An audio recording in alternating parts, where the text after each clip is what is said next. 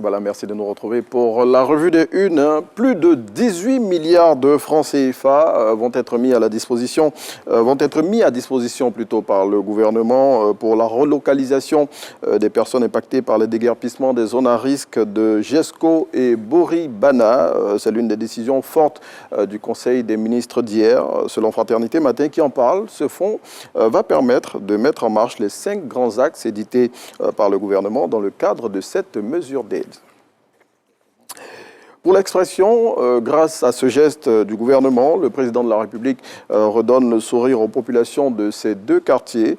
Le confrère fait un éclairage complet sur les 5 mesures prises hier par le gouvernement à l'endroit des déplacés des zones à risque, tout en mettant en lumière la cellule d'aménagement des quartiers mise en place à cet effet. Les membres du réseau international de trafic de cocaïne qui avait été démantelé à Abidjan et San Pedro en 2022 étaient devant le juge le jeudi dernier.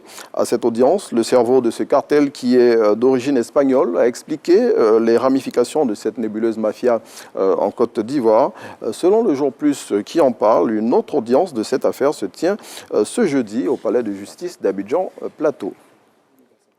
Et puis, autre affaire judiciaire à laquelle on s'intéresse avant de refermer ce numéro de la revue des unes, eh bien, c'est celle des accusés de l'attentat de Grand Bassam. Le sursaut qui en parle nous conduit sur les traces de Kunta Dalla, qui est considéré comme le suspect numéro 1 de cette attaque djihadiste, qui, pour rappel, avait fait 19 morts et plusieurs blessés le 13 mars 2016 à Grand Bassam. Voilà, on referme les pages de la revue des unes de ce jour, mais on continue de vous entretenir dans votre émission. Et à présent, on va recevoir Barthélémy Conan pour la rubrique Le Vérificateur Plus. Et avec lui aujourd'hui, on va s'intéresser à des modèles féminins d'autonomisation par le digital.